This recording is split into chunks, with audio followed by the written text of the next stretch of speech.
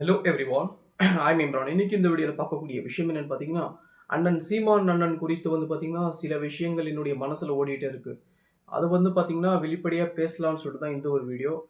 எதற்காகன்னு பார்த்தீங்கன்னா, அண்ணன் சீமான் அண்ணன் அவர்களை பற்றி நினைச்சு, அவங்க பின்னாடி ஃபாலோ பண்ணியிருக்கக்கூடிய தம்பிகள்லேயும் நானும் ஒரு மிகப்பெரிய ஒரு ஃபேனாக இருக்கக்கூடியவன் தான். எதற்காக சொல்றேன்னு பார்த்தீங்கன்னா, கொஞ்சம் ஓப்பன் டாக்கா பேசலாமா? நான் பார்த்தீங்கன்னா, ஒரு கட்சியில இருக்கேன். பட் பார்த்தீங்கன்னா, அண்ணன் சீமான் அண்ணன் அவர்களுடைய ஸ்பீச் பார்த்துட்டு பார்த்தீங்கன்னா, எனக்கு ஒரு மிகப்பெரிய ஒரு ஆர்வம்.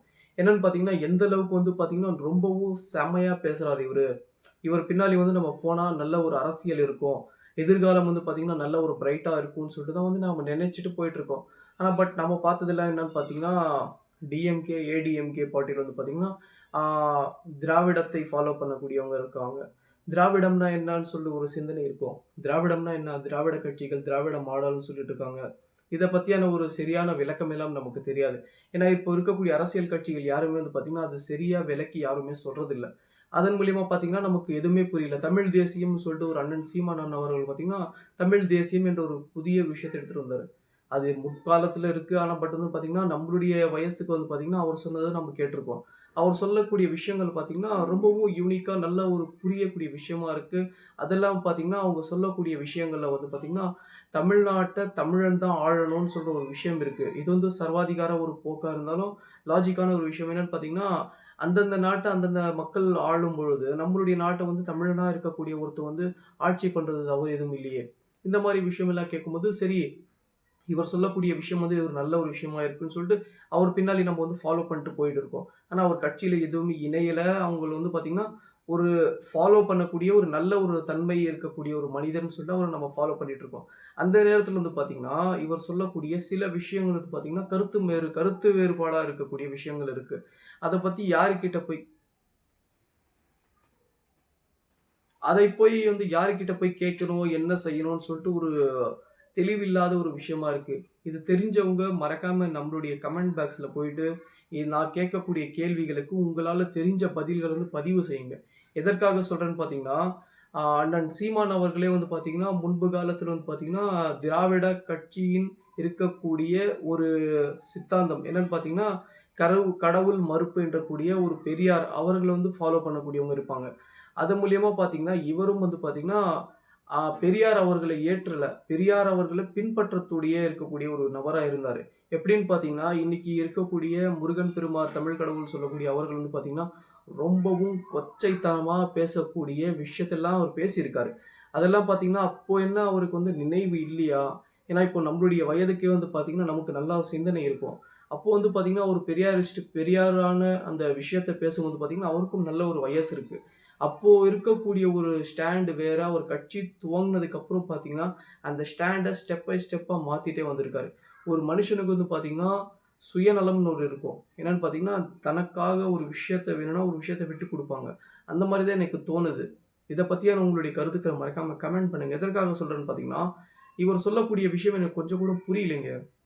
எதற்காகன்னா, முதல்ல பார்த்தீங்கன்னா, தமிழ் கடவுள்களையும் பார்த்தீங்கன்னா, கொச்சைப்படுத்தி ரொம்பவும் கேவலமான விஷயம் எல்லாம் பேசியிருக்காரு. அது நாமே சொல்றதுக்கு ரொம்பவும் எனக்கு கூச்சமா இருக்கு. அந்த மாரி விஷயம் எல்லாம் பேசியிருந்தாரு.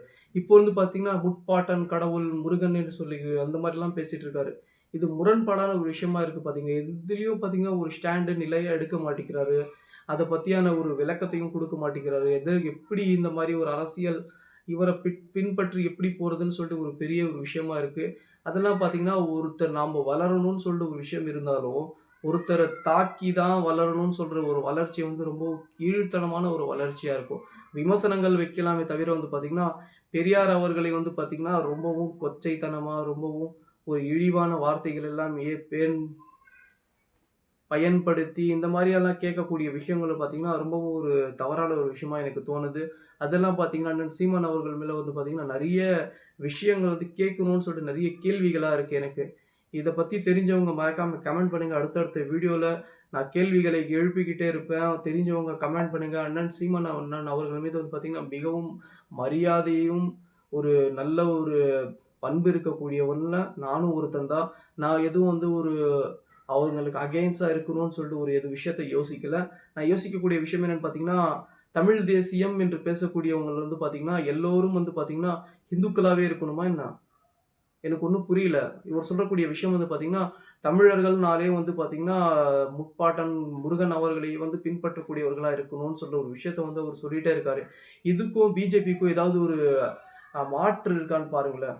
ஏன்னா, அவங்களும் வந்து பார்த்தீங்கன்னா, கொஞ்ச நாளைக்கு முன்னாடி வந்து கர் வாபசின்னு ஒரு விஷயத்த கொண்டு வந்தாங்க.